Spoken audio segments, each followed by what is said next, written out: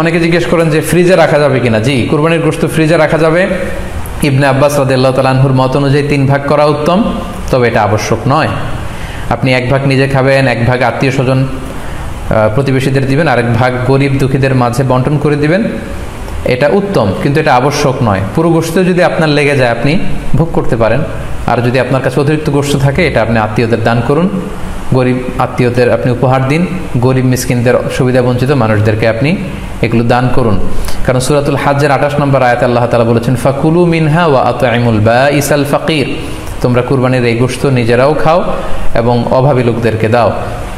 এবং সহিহ বুখারীতে আল্লাহ রাসূল সাল্লাল্লাহু আলাইহি ওয়াসাল্লামের একটি বর্ণনা, আল্লাহ রাসূল সাল্লাল্লাহু আলাইহি ওয়াসাল্লাম বলেছেন, কুলু ওয়া আত'ইমু ওয়াদাখিরু, অর্থাৎ কুরবানির গোশত তোমরা খাও, ওয়া আত'ইমু মানে অন্যদের খাওয়াও, ওয়াদাখিরু এবং তোমরা এটাকে প্রিজার্ভ করে রাখো বা জমা করেও রাখতে পারো। অর্থাৎ আপনি চাইলে ফ্রিজে রাখতে পারবেন, আপনি পরবর্তীতে খেতে চাচ্ছেন আপনি রাখতে পারবেন ইনশাআল্লাহ।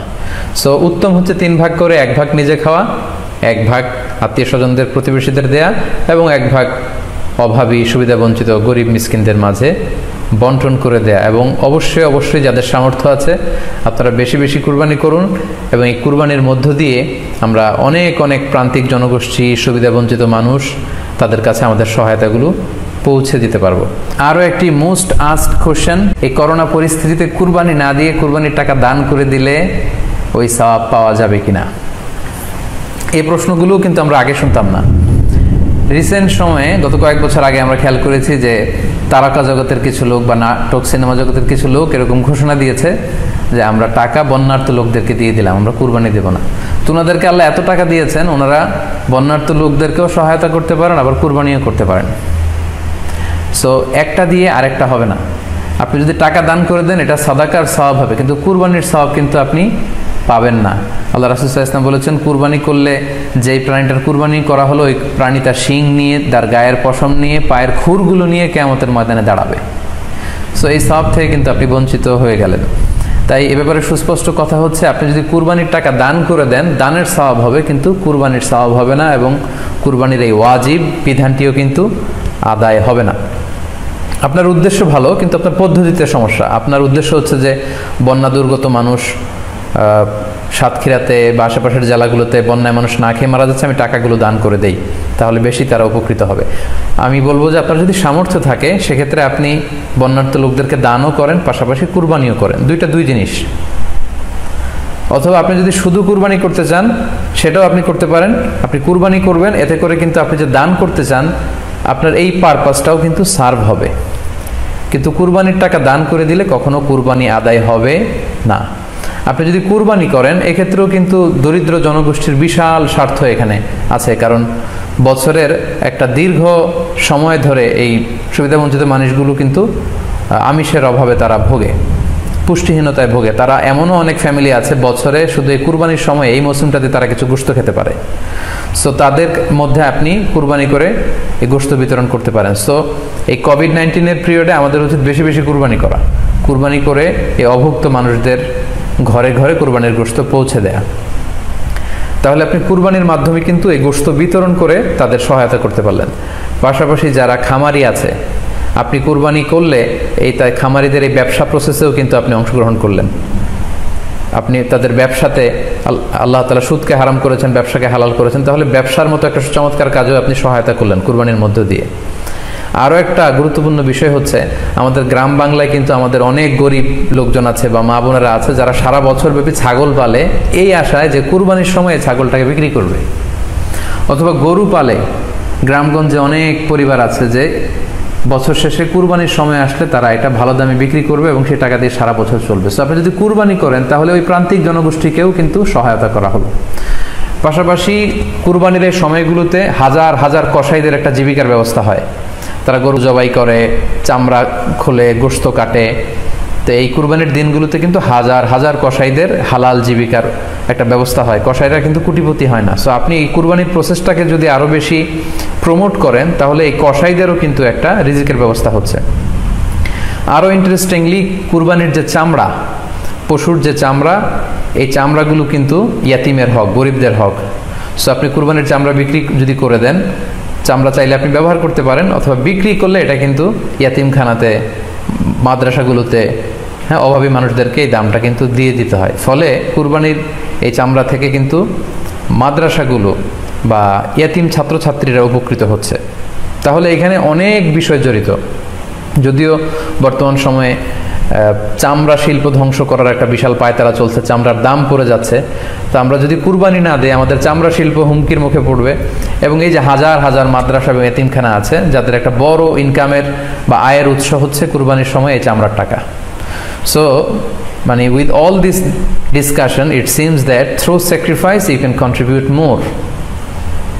আপনি যদি কুরবানি করেন এবং এটা যদি বেশি বেশি করেন তাহলে আপনি যে চাচ্ছেন অসহায় মানুষদেরকে সহায়তা করতে, এটা আরও বেশি বেশি করা হলো, বেশি বেশি করা হলো। তাদেরকে গোশত বিতরণ করে আপনি সহায়তা করলেন, খামারিদেরকে ব্যবসার ক্ষেত্রে সহযোগিতা করলেন, গ্রামের যে নারীরা ছাগল পাললো গরু পাললো তাদের সহায়তা করলেন, কসাইদের হালাল জীবিকার জন্য সহযোগিতা করলেন, মাদ্রাসার ইয়াতিম ছাত্রদেরকে আপনি সহায়তা করলেন। সো আমি বলবো যে কখনো এই ভুল সিদ্ধান্ত নেবেন না যে কুরবানির টাকা আমি দান করে দেবো। না, আপনি কুরবানি করবেন, এতে আপনার কুরবানির ওয়াজিবও আদায় হবে, গরিবদেরকে সহযোগিতাও করা হবে।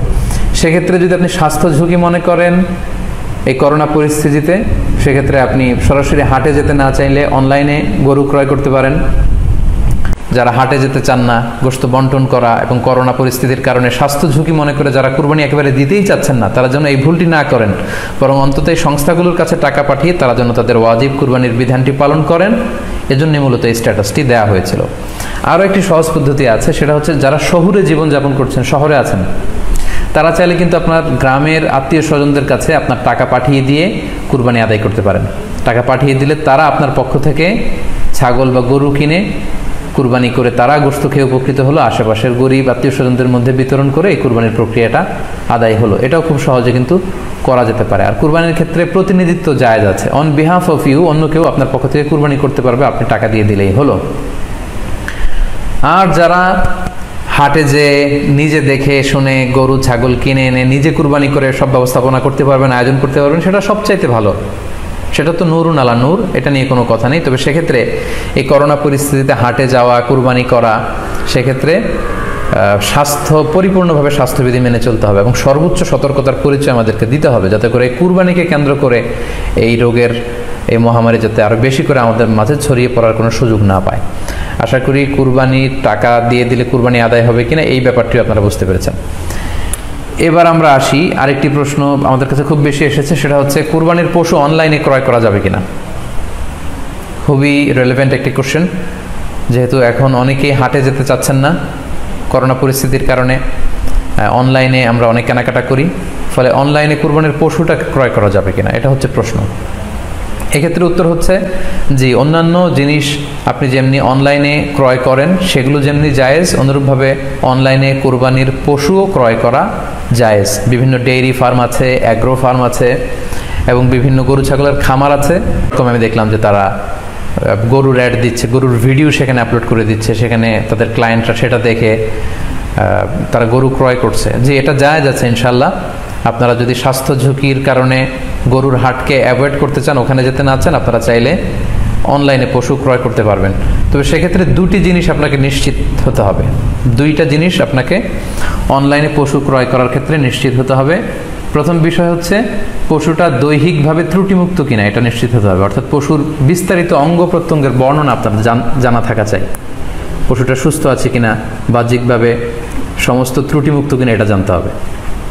দুই নম্বর হচ্ছে পশুর বয়স সম্পর্কে আপনার জানতে হবে, কারণ যে কোনো বয়সের পশু দিয়ে কুরবানি করা যায় না, এটার নির্ধারিত বয়স সীমা দেওয়া আছে শরিয়াতে, সেটা আপনাকে মেনটেন করতে হবে। প্রথম হচ্ছে সালিমাতুন মিনাল উয়ুবিজ যাহিরা, বাহ্যিক ত্রুটিমুক্ত হওয়া। যে কোনো পশু দিয়ে কিন্তু, অসুস্থ পশু দিয়ে কুরবানি করলে কিন্তু কুরবানি হবে না। এক্ষেত্রে আমরা সুনানে নাসাইর একটি হাদিস উল্লেখ করব, হাদিসটি সহিহ, বারা ইবনে আসিব রাদিয়াল্লাহু তাআলা আনহু বর্ণনা করেছেন। আল্লাহ রাসূল সাল্লাল্লাহু আলাইহি ওয়াসাল্লাম বলেছেন, লা ইয়াজুজু মিনাদ দাহায়া আল আওরাউল বাইয়িনু আওরুহা, এমন পশু দিয়ে কুরবানি হবে না যেই পশুটা সুস্পষ্টভাবে অন্ধ কানা কোনো পশু দিয়ে কুরবানি হবে না। ওয়াল আরজাউল বাইয়িনু আরাজুহা, খোড়া, কুরবানি যেখানে করা হবে ওই জায়গা পর্যন্ত হেঁটে যেতে পারছে না, মাঠ থেকে বাড়িতে আনা যাচ্ছে না, এরকম খোড়া প্রাণী দিয়ে কুরবানি করা যাবে না। ওয়াল মারিদাতুল বাইয়িনু মারাদুহা, খুব বেশি অসুস্থ, খুবই দুর্বল অসুস্থ প্রাণী দিয়ে কুরবানি করা যাবে না। ওয়াল আজফা উল্লাতি লা তুনকি, এবং এমন বয়স্ক বৃদ্ধ প্রাণী যে অতি বয়সের ভারে এটা নুজ্জ হয়ে গিয়েছে এবং এর হাড্ডির ভেতরে যে মজ্জা, এই মজ্জা শুকিয়ে গিয়েছে, এরকম প্রাণী দিয়েও কিন্তু কুরবানি করা যাবে না। তাহলে সুনানে নাসাইয়ের এই সহিহ হাদিসটির মধ্য দিয়ে আমরা বুঝতে পারলাম যে অন্ধ প্রাণী দিয়ে কুরবানি করা যায় না, খোড়া প্রাণী দিয়ে করা যায় না, খুবই দুর্বল প্রাণী দিয়ে এবং খুব বয়স হয়েছে এরকম প্রাণী দিয়ে কিন্তু কুরবানি করা যাবে না। তারপর আমরা সুনানে তিরমিজির আরেকটি হাদিস এখানে উল্লেখ করব। এই হাদিসটিও হাসান পর্যায়ের হাদিস। বর্ণনাকারী হচ্ছেন আলী রাদিয়াল্লাহু তাআলা আনহু। তিনি বলেন, নাহা রাসূলুল্লাহ সাল্লাল্লাহু আলাইহি সাল্লাম আইয়ুদহা বিআ'যাবিল করনি ওয়াল উযুন, অর্থাৎ আল্লাহ রাসূল সাল্লাল্লাহু আলাইহি ওয়াসাল্লাম শিং ভাঙা এবং কান কাটা এরকম প্রাণী দিয়ে কুরবানি করতে নিষেধ করেছেন। অর্থাৎ ব্রোকেন হর্নস অ্যান্ড ইয়ার্স, কোনো পশুর যদি শিং দুটো ভাঙা থাকে অথবা কান কাটা থাকে এরকম প্রাণী দিয়ে কুরবানি করলে কুরবানি আদায় হবে না। পশুর কানের ব্যাপারে আরও সুস্পষ্ট হাদিস এসেছে সুনানে তিরমিজিতে, এটিও হাসান পর্যায়ের হাদিস। বর্ণনাকারী সাইয়েদনা আলী রাদিয়াল্লাহু তাআলা আনহু, তিনি বলেন যে নাহা রাসূলুল্লাহ সাল্লাল্লাহু আলাইহি ওয়াসাল্লাম আইয়ুদহা বিমুকাবালাহ আও মুদাবারাহ আও শারকা আও খারকা আও জাদাআ, অর্থাৎ আল্লাহ রাসূল সাল্লাল্লাহু আলাইহি ওয়াসাল্লাম মুকাবালা মানে এমন প্রাণী যে প্রাণীর কানের সামনের অংশ কাটা, এরকম প্রাণী দিয়ে কুরবানি করা যাবে না। আও মুদাবারা, এমন প্রাণী যে প্রাণীর কানের পেছনের অংশ কাটা, সেটা দিয়ে কুরবানি করা যাবে না। আও শারকা, অথবা কানের মাঝখানে কাটা, দুই দিক ঝুলে আছে, করা যাবে না। আও খারকা, অথবা কানের ভেতরে ছিদ্র, পশুর কানে যদি ছিদ্র থাকে, কেটে যে ছিদ্র হয়ে গিয়েছে, ড্রিলড হয়ে গিয়েছে, সেই প্রাণী দিয়ে কুরবানি করা যাবে না। আও জাদাআ, অথবা নাক কাটা, এরকম প্রাণী দিয়ে কুরবানি করা যাবে না। তাহলে আল্লাহ রাসূল সাল্লাল্লাহু আলাইহি ওয়াসাল্লামের ভাষ্যমতে এই প্রাণীগুলো দিয়ে কুরবানি করা যাবে না। ফলে আপনি অনলাইনে যদি পশু ক্রয় করতে চান, আপনার যে পশুটা ক্রয় করবেন এটা বাহ্যিকভাবে সুস্থ আছে কিনা, অঙ্গ প্রত্যঙ্গের বিস্তারিত বর্ণনা ভিডিওতে আপনাকে ক্রস চেক করে এবং বাড়িতে আনার পরে সেটাকে দেখে এই পারচেজটা আপনাকে নিশ্চিত করতে হবে। 2 নম্বর খেয়াল রাখবার বিষয় হচ্ছে পশুর বয়স। কুরবানির পশুর একটা নির্ধারিত বয়স সীমা আছে। সেক্ষেত্রে উটের জন্য 5 বছর হওয়া লাগবে কমপক্ষে, গরু বা মহিষের ক্ষেত্রে কমপক্ষে 2 বছর হতে হবে এবং ছাগলের ক্ষেত্রে কমপক্ষে 1 বছর হতে হবে। আবার বলছি, উট 5 বছর, গরু 2 বছর এবং ছাগল 1 বছর।